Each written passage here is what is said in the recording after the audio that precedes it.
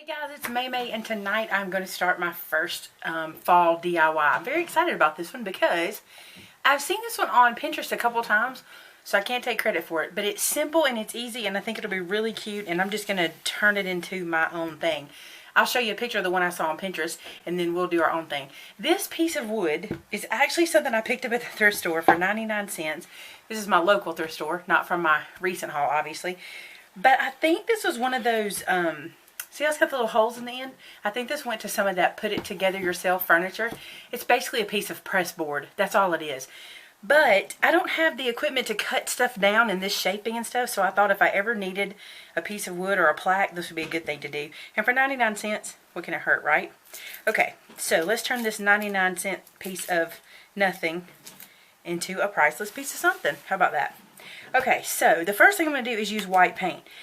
I'm not going to coat this very heavily because I want some of the texture to show through. So I'm going to try to do this very kind of almost dry brushy, and we'll see how this goes. We're going to just play with it a bit. So the first thing I'm going to do is put down some of this wax paper, because that way I don't care if any paint gets underneath it. And this is just some cheap stuff I get from the Dollar Tree, just something that you pay really nothing for. Because then you don't mind using it like this.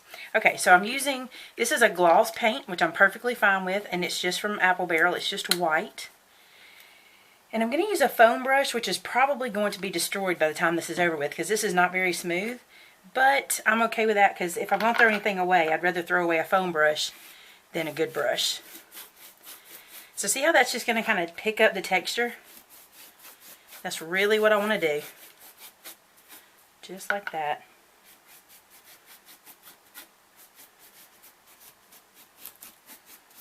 It's flaking off.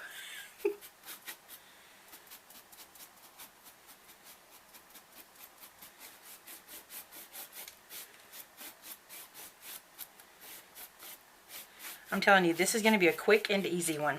Alright, I'm going to go ahead and do the edges.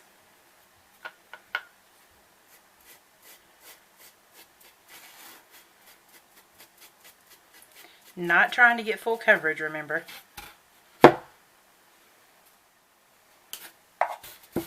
And the cool thing is, because I'm not doing this very heavy, it'll dry quick. I think I'm even going to play with some ink on this piece too. So we'll see how that goes. Y'all know me, I use what I got. So if I want to get a technique, I just have to dig around in what I got. Okay, so let's see how that looks. Pretty rustic looking. I really do want that to show through. I know that may seem very unfinished at the moment, but I really want that showing through look. So I'm going to sit this aside and let it kind of dry up a little bit while I work on the next part. And like I said, that won't take but a minute to dry. Alright, the next thing I did was I went through the paper pack that is the Bohemian pack. It is this guy, the Bohemian pack from Graphic 45. And although, look how springy this looks. You wouldn't think fall with this. I know, because I didn't either at first. But then I saw this orange paper, and I thought, oh, this will work. This would even work, but I don't want as red as that is. I really want this orange paper. So I took a piece of that, and I went onto the computer, and I found a coloring book pumpkin. I just Googled coloring book pumpkin and found this image that I liked.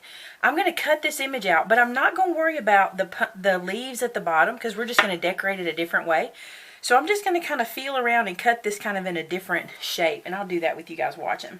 Just going to use these plain guys so I can have a pretty good blade. Alright, so I like this edge a good bit, because that's all pumpkin. And then right here I'm just going to be kind of swervy.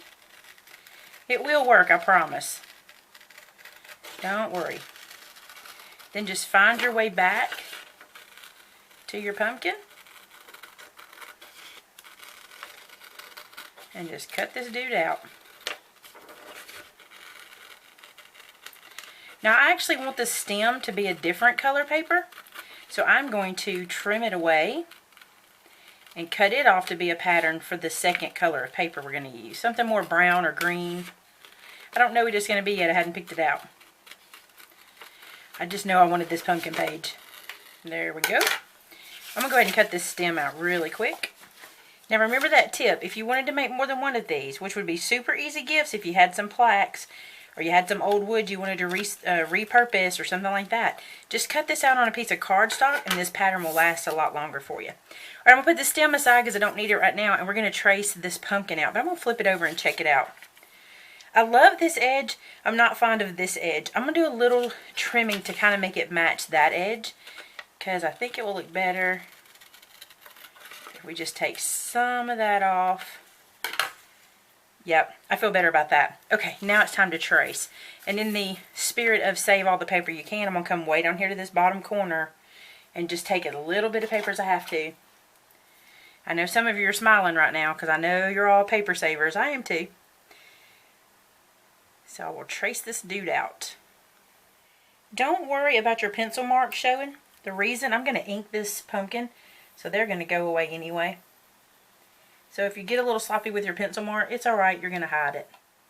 I'm just going to cut this out and we'll get right back together.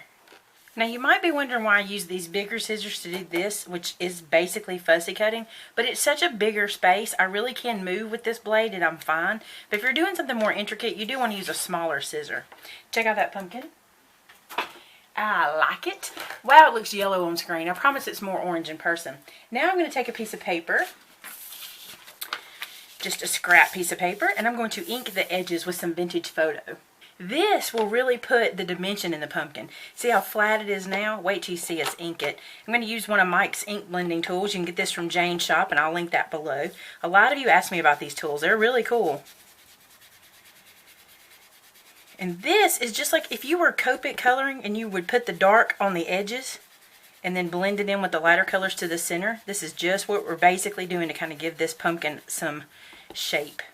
And I've told you this before, but when I'm inking this, although it's flat on the page, I'm taking my ink blending tool and I'm coming in at an angle. Do you see this angle? That way I'm not putting a flat stamp of this ink pad on it. So just lift it up a little bit at an angle. Now I really want that to be darker, so I'm going to go around it again.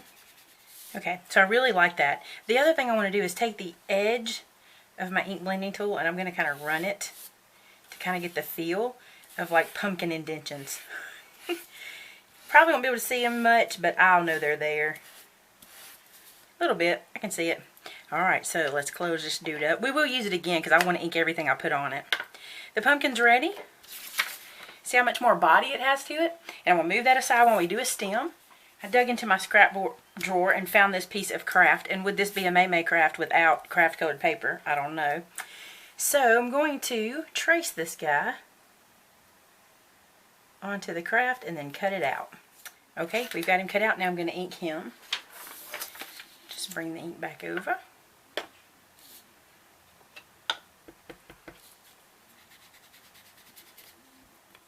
So now he's good and inked up. Now another Pinterest thing I have been seeing lately is music paper turned into leaves, and I love it. And there's several crafts I want to do like that. But I'm going to start this one off by doing some leaves out of music note paper. And I'm just going to start up here and just find one. I like to look and make sure it's not a title I'd want to use. You know, like if you were doing a Christmas craft, you might not want to use your Christmas song, because you might want to use a Christmas song, so pay attention to the title. But now I'm just going to freehand cut out some leaf shapes. Just like that. Which are basically just kind of curves that connect in 2 points. Almost like a football. But freehanded makes them look really natural. You don't have to freehand them. If you have a flower punch maker, you can certainly use the leaf portion of that to do this. And I have this olive green ink from Close to My Heart. It's literally called Olive. I don't know if it even still exists because I've had it for a long time. And I have a green ink blending tool that I use. This is a Tim Holtz one. So I'm just going to use it on these so I don't have to change out my pad on my other one.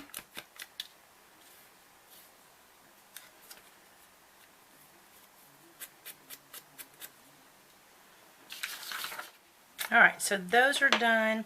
All our inking's done. I'm going to move all our pieces together. We'll pull those back out in a few minutes. Now here's our board, and it's pretty dry. I'm going to see how this looks because it may be too transparent. The paint, the white may be. It's kind of cute. I kind of like it. I think what I'll do, remember I told you I wanted to use some ink on the edges too, because I was going to kind of play around with that. So I'm going to pull out some ink. I'm going to go ahead and use the vintage photo, but I'm not going to use my good tools with this because this wood is rugged. I have pretty much demolished this little tool. It's all falling apart, so I'm going to use it, but I would not use a good tool on this. If you had even Q-tips or something, or a makeup sponge, I'd probably even do that. But I'm just going to go on these edges and ink this just like it was a card.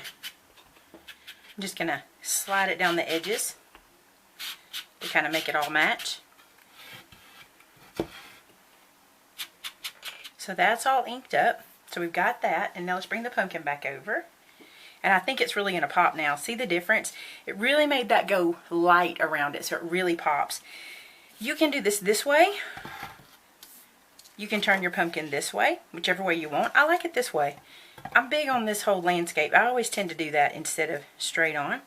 And then I've got my stem. I did my stem opposite. No, I didn't. It's the same. Okay.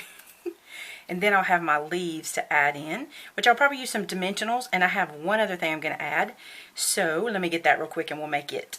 You guys know how much I love the folks at Springs Creative. And they sent me these tags, which if I remember correctly, somebody in my subscribers mentioned they should make laminated tags, and they did. Aren't they awesome? So this is from that same stuff. Now they've changed the name. They're calling it Beyond Measure instead of Creative Essentials. So it's still Springs Creative, but it's going to be marketed under Beyond Measure. So look for that. And then I'm going to take one of these tags out. You get 6. You get 3 of each shape. And even though I like this shape better, it's just a little bit big for our project. So I'm going to use this one. And I'm even going to cut it down a little bit because it's still a tiny bit too big. So I'm going to cut it down about right here. And don't worry, there'll be some use for that piece somewhere. I save them. Everybody might not save things that tiny, but I do. Now I'm going to take my corner chomper on the 1/2 inch and I'm going to go ahead and round these corners. I think that corner was round before I cut at it, but let me just fix it real quick. And I won't round the top ones because they won't fit in.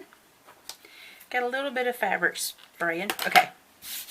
Now what I want to do is find a sentiment to stamp on here. Guys, I am so a rookie right now. My camera quit recording and I didn't hear it cut off. And I'm going to tell you what I did to this point, okay? What you didn't see was me finish stamp this. And I just took my stamp set that is, let me show you. The Trick or Treat one, this one right here from Country Pumpkin. I used that stamp set and I stamped onto that burlap tag. That's the one thing you missed there. You saw me get it ready, but I did stamp it. And then I hot glued everything down, okay? So I hot glued the pumpkin, hot glued the stem, hot glued all the leaves, and I put a little bit of dimensional behind them just to lift them up a little bit. I'm so sorry that you missed all that. I also tied this little bow to sit up here. So basically, you'd already seen me kind of lay it out. I just adhered everything down using hot glue. And the hot glue that I used is some that Jamie sent me from Punch Place Plus. When she heard that I was out of hot glue, she's like, don't buy any, I'm going to send you some. And look how long these pieces are. And I use it in my low melt, and they last forever. I'm really enjoying these. I've used them a good bit, so love those. All right, so that's where we are. Everything here is adhered down, and now I want to put some buttons on. Remember my vintage button haul? I found this one, and I want to put it right there. I am really sorry. I've never let that happen before. But I turned my volume off for the wedding of my camera so I wouldn't make noise at the wedding, and all my little notices got turned off, like my little bings whenever it gets close to being done, so I apologize. Oh, I won't let that happen again. I even tried to take this apart and start over, but it was ripping the paper. So, I'm putting a couple of buttons down. I just thought that'd be a little fancy. And I think I'm going to call it done. So you saw my inspiration, and then you see what I did with that. I just that kind of told me what I wanted to do. And now I have this cute little plaque. Isn't this cute? See how thick it is? It's so cute. And look, be watching in my fall stuff because you'll see this pop up, I'm sure, in some of my decorations. So thanks for joining me. Again, I'm sorry for that, but just all I did was adhere everything down, and then we were done. So thanks so much for watching, and I will see you guys on Friday. Talk to you soon. Bye-bye.